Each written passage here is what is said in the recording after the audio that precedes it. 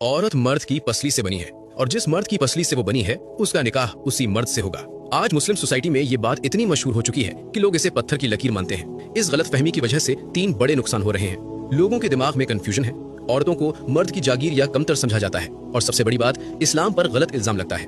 लेकिन आज इस वीडियो में हम 100% रियलिटी चेक करेंगे। हम अपनी तरफ से कुछ नहीं बोलेंगे, बल्कि कुरान और सही हदीस के सबूत आपके सामने रखेंगे, ताकि आज के बाद इस टॉपिक पर कोई डाउट बाकी ना रहे। इस्लाम की बुनियाद कुरान है, तो सबसे पहले देखते हैं कि अल्लाह क्या फरमाता है। सूरह अन-निसा आयत नंबर 1 में अल्लाह ने इंसान की पैदाइश का उसूल बताया है। अल्लाह ने तुम सबको एक ही जान नफ्स से वाहिदा से पैदा किया और उसी से उसका जोड़ा बनाया। यहाँ बातें बिल्कुल शीशे की तरह साफ है। कुरान ने कहीं भी किसी भी आयत में पसली यानी रिब का लफ्ज इस्तेमाल नहीं किया। अल्लाह साफ कह रहा है कि मर्द और औरत दोनों की अस्ल एक ही है। इस्लाम में पैदाइश के एतबार से कोई भी ऊंचा या नीचा नहीं है। ये वो बुनियाद है जिसे समझना सबसे जरूरी है। यहाँ एक बहुत बारीक नुक्ता समझिए।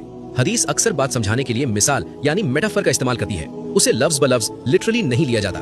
जैसे एक मशहूर हदीस है, दुनिया मोमिन के लिए कैद खाना यानी प्रिजन है। अब जरा सोचिए, क्या ये दुनिया वाकई ईंट पत्थर और लोहे की सलाखों वाली जेल है? नहीं। या कुरान कहता है दिल अंधा होता है, क्या दिल के पास वाकई आंखें होती हैं जो अंधी हो गई? नहीं। ये सब सिर्फ मिसालें हैं बात की गहराई समझाने के लिए। बिल्कुल उसी तरह पसली का जिक्र भी एक मिसाल है। ये कोई बायोलॉजी का रूल नहीं है। अब आप कहेंगे लेकिन हदीस में तो पसली का जिक्र है।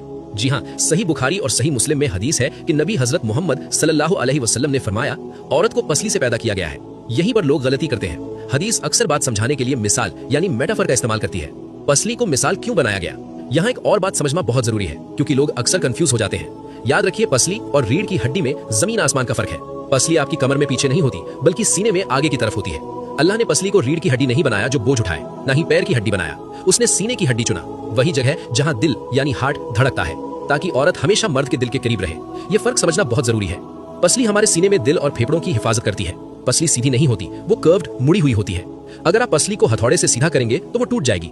नबी सल्लल्लाहु अलैहि वसल्लम यही समझा रहे थे कि औरत की फितरत नाजुक और जज्बाती होती है। वो दिल की हिफाजत करने वाली है। उसे जबरदस्ती सीधा करने की कोशिश मत करो। इस हदीस का मकसद ये बताना नहीं था कि औरत हड्डी से बनी है, बल्कि इसका मकसद मर्दों को वार्निंग देना था।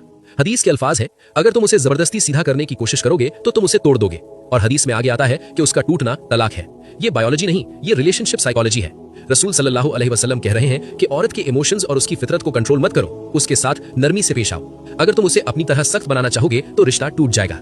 और आखिर में वो निकाह वाली बात कि निकाह उसी से होगा जिसकी पसली है, ये बात सरासर गलत है।